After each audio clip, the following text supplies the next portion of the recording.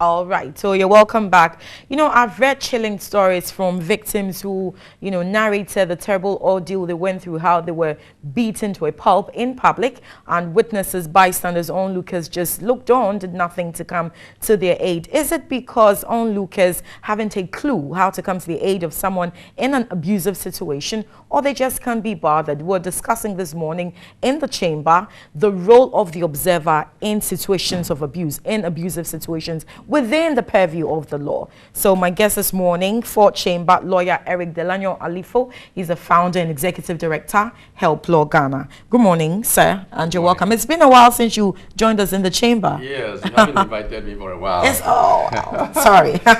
Good to see you here. Yeah, good to see you. I grew up in a compound house where every day someone beats his wife. Yeah. I mean, this was the norm. I saw this severally. You'd find that, people would go in and help the situation, but after a while everybody just left the woman to her fate. I'm sure as a lawyer you've had to deal with such cases. Could you just recount a few for us? I think I've had the same experience that you have, and I think the problem is that people do not normally want to come between lovers or relations and be the third party, because very very often is a brawl between lovers. Exactly.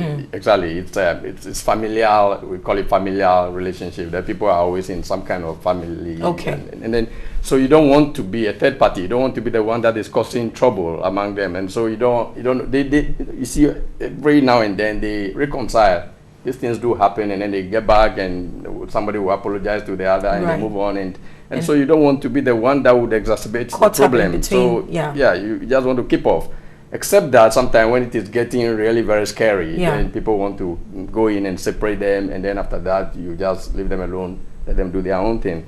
And I think it's a problem. That is not what we are encouraged to do. Even morally, we have some kind of obligation to make sure that we report, we intervene, and then we report, and we make sure that the right thing is done. But clearly, it's not just limited to such familial relationships. So what constitutes the abuse of one's fundamental human rights? Well, the human rights are rights that we have because we are human beings. So that's why we call them human rights. For instance, you have a right to freedom of speech, freedom of movement. You have to move freely, right to your dignity. So a number of them, they have been outlined. So as a matter of fact, it is the state or the government that is held accountable if any of those rights are abused. But for individuals and private people, it will be a civil matter if anybody abuses your right. We have to make sure that it constitutes a crime, mostly. If it constitutes a crime, and then you can report to the police, it will be investigated, and then the matter will be taken to court. It will take the justice, would be administered by the court to the people. But what normally happens, the reason we are talking about this is because of abuses that happen domestically or in homes. Domestic settings. It's mainly against women and children. Mainly against women and children. And again, the reason they describe it as domestic abuse is because, like we said, familial relationship, they would be in some kind of relationship with the abuser. That is what normally happens. And the problem is either somebody is torturing the kids, or beating up foster children, or the wife or a husband. The women also beat up the men sometimes. I was just watching a short video recently where the man was attempting to beat the woman, and the woman ended up beating up the man mercilessly. I think I've seen that too. Yes. So these things do happen in such setups. And domestic abuse, it's generally a crime. And if a crime is being committed in the presence of anybody, any individual, any citizen, we can just walk to the police station and report. So in the same way, if it's a domestic abuse, we have the right to report. We have the right to go to the police and report, and then the police would do whatever they need to do. For many, we'll come to that, because rapid response from the police is another thing. We'll come to that. But for many people who witness abusive, situations, it isn't perhaps that they haven't a clue what to do, how to come to the aid of the one being abused, but there's a fear of confrontation, there's a fear of violence. So as a lawyer, how would you suggest, how would you advise one to approach the situation? Do you just jump into the fray? How do you intervene? When do you intervene? Well, like in the case of Obinim recently, some people have taken him to court under the law, under the Domestic Violence Act. Because the law allows citizens, anybody who witnessed or anybody who has information to report. And so they have taken the step. They went and What does that constitute, civil or criminal? Well, it's like I said, you can't be charged in a criminal. Or the court decides that? Yes, and then also the victim can also file a civil suit for damages. So all of this can go, but under the Domestic Violence Act itself, the remedy that is mainly given is what we call a protective order. So when you report to the police, then they will have to take steps to make sure that they will stop the person the abuser, from abusing the victim. Whether the victim, maybe there has to be an order for the victim to be taken away from the particular place and all of this. But along these, if also under the law, the particular abuse constitutes crime, then the person could be charged by the police also for criminality. And then also the victim can also file a civil suit separately for damages. And these are not mutually exclusive, so all this can go. Yeah, but my question has to do with, whilst the action, that abusive act is being meted out to someone. You cited the Obinim case. Yeah. I am pretty sure there are people in the congregation whose heart went out to the two who were being flogged, mercilessly. I am sure they would have loved to come to the aid of the two, but how could they have? Well, so I'm not looking at after the abuse. Yeah, I'm looking at during the abuse. You see, first of all, they could rescue the victim. Somebody could shield the victim. That would be the very first step, so that maybe grievous crime is not committed in your presence. Maybe somebody doesn't collapse, they could shield the victim. They could rescue the victim, and then they could go ahead and report. But in this particular case, it's very unique. The people are so loyal to the abuser that they will not take that step. They will not do anything. They were rather cheering on, even if they didn't like it. They were cheering on, and they were happy that. And it's not an isolated event. I'm sure this happens very often, even in some homes. Yes. I think these things do happen every time, and like I'm sure you have witnessed some before, and I have also. But I'm saying that under the law, we have the right to report. There are many things that we do not know that we could do, but the law allows us to do those things, and we just need to take the step. We need to keep educating the public that, look, when you witness something like that and going on in fact, the law, specifically the Domestic Violence Act, says that anybody who has information, so you shouldn't even bother that the victim might not be courageous enough to come and testify. If you have information and you think your information is valid, is solid enough, and you can go to court and let the court know that, yes, indeed, I have seen this, it happened. And in this case, they have videos also going. Well, though there are also rules as to how those things are admitted in court. But yes, you can, independent of the victim, you can make a valid case against the abuser.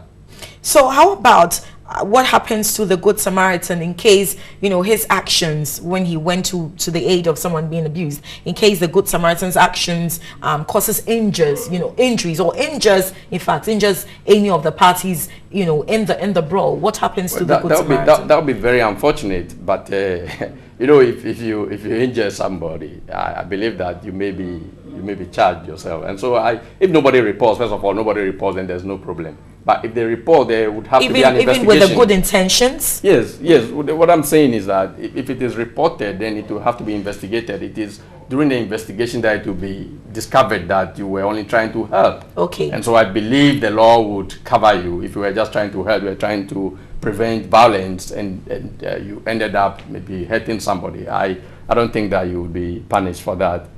Specifically, the law doesn't say that if anything like that happens, you'll be free. But again, the courts, the judges, they look at what is fair, and then they adjudicate fairly also. So they will look at it and see what is it that you went to do. And again, crime is an intent act. You need to have that intention to do it. So if you do not intend to hurt somebody and you ended up hurting the person, you may not be liable for crime. That is how it is. That is why sometimes when people kill others, they are convicted of manslaughter instead of murder. Yeah, okay. Because I was coming to that. If the Good Samaritan's actions actually leads to the death of one of the people involved in the brawl. Yeah. So so it means they will have to look into the facts, the testimony, the evidence, and see clearly whether the person intended to kill the person. And then if the person did not intend to do that, you still go to jail for. Well, not always. You may be completely absorbed also in some circumstances, but we are going to the realm of the law where evidence and all of this is coming. So we cannot be sure how each case plays in court. Can the law take on a bystander who stands aloof, and does not come to the aid of someone who's being abused? I don't know about that. It is not clearly written anywhere. I don't think. You just have a moral obligation to prevent crime. If you are scared for your life and you don't want to intervene, you don't want to meddle in it, I don't think that you have violated any law for which you could be punished. They could take you on, really. Aren't there any cases where the court will subpoena, a witness and demand that you come testify in court? Yes. Against his own will? Yeah, that is also a completely different procedure. For instance, so? if you are a necessary witness, for a necessary witness. Yes, a necessary, a very vital one. If your testimony is what is going to help the court to determine the case. Can you give examples of such cases? For instance, and this would normally happen it could happen both in criminal and civil. For instance, if there was an eyewitness to a crime and the state is prosecuting the crime, and that witness, perhaps because of the relationship the witness had with the accused person, doesn't want to come forward, and it is very clear from the docket that that person was there when the crime was committed, and the state is having difficulty in proving its case, they may apply to the court to subpoena the particular person to come to court and give evidence. Or also perhaps you may have given a statement earlier on, maybe to the police, and yet you are unwilling to come to court to testify to the statement you have given. I believe that there are other laws that are dealing with such issues where your statement may be tendered as evidence, as the evidence that you could also give in court. How about if the abuse one is witnessing is verbal?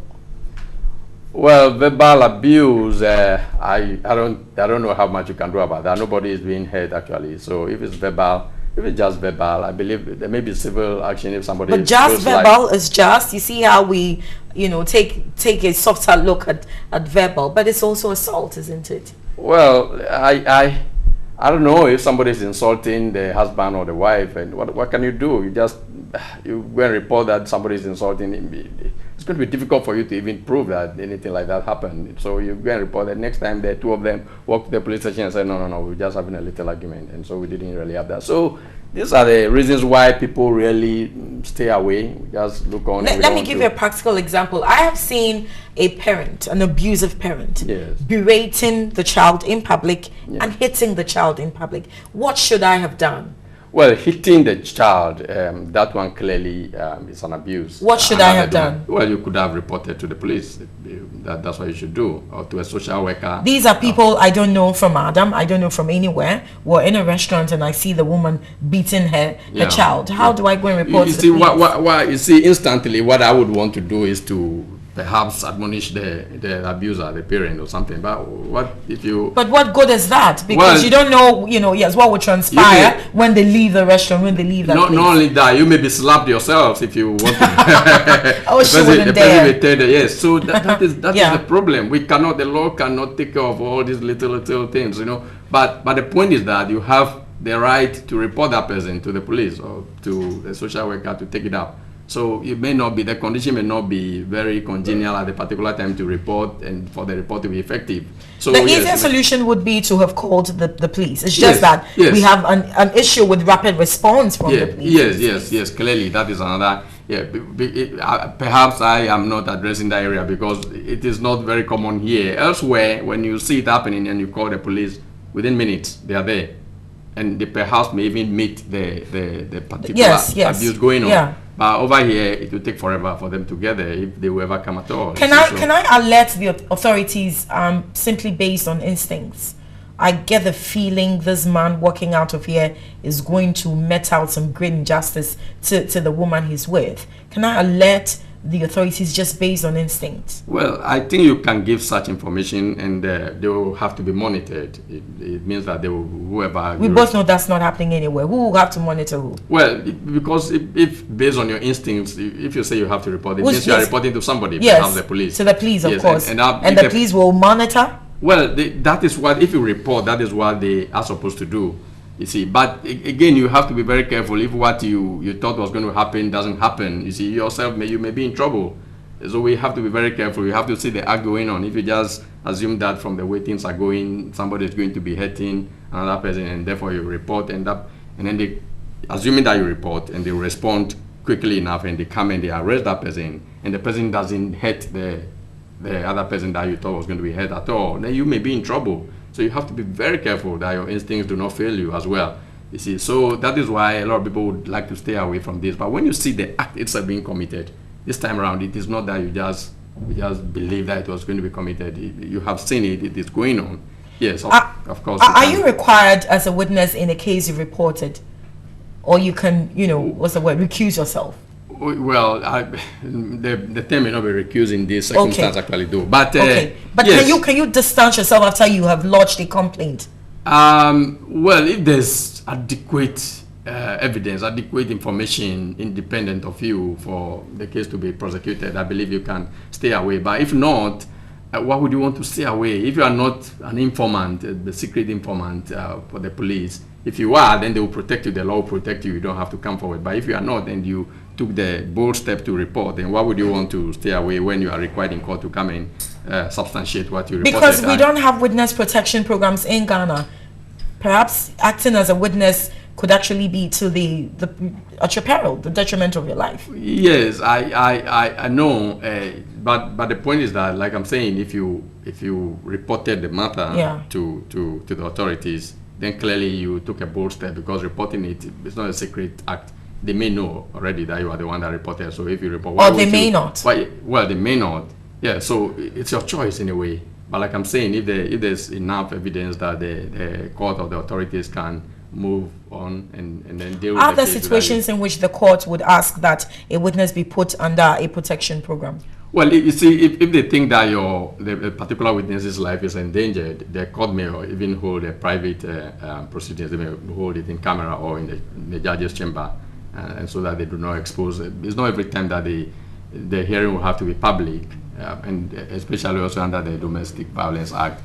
Certain proceedings could be held in private, and the abuser may not even make any contact, or may not even know the person who even complained. The complainant may just come to court in the judge's chamber and testify and go. So there are ways to cover. I don't think that they've gone far enough, though. But I think we are on the way, And what is even on the books now, we are not utilizing them very well. That is a problem. We need to utilize this very well, and then we can see the problems that come with them, and then we try to improve upon them. That is not happening. Okay, so what do you make of this new situation where, onlookers, instead of going to the aid of someone being abused, would rather, take their cameras and start filming? I call them the pasta paparazzi. What do you make of this? Well, because sometimes what they film is actually proof. Yes, I believe that the reason they are doing that is to draw attention to. It is because they are scared. They most of them do not know that they can just go and report, and so they think that if we can build a very strong evidence, maybe that may rather help us, and it may come out later on. And so some of those people should be bold enough, assuming the information comes out and they call upon them. They should go and say, yes, I filmed this, and I'm ready to testify I was there. Thank you. Then we can improve the system. The system is bad. It's really very bad in our country, and I believe in most African countries. But we need to keep trying to improve the situation. I mean, it's sad. If I cannot be protected as a witness, especially if I need that kind of protection, why would I want to go to the aid of someone who's being abused? But my last word, though, I don't believe that you are not protected at all, except that we all think that the protection is not same thing. Yes, but if it's not good enough, then I'm not getting it at all. Well, same thing. Okay, anyway. Thank you very much, lawyer Eric Delano Alifo, founder, executive director, Help Law Ghana. We've been discussing, the role of the observer in situations of abuse, what you can do within the purview of the law. You heard for yourself. So, if you're, ethically or morally obligated to go to someone's aid, by all means do. But remember, you may not have full protection. You may not. All right, we're watching Noonday. We'll be back.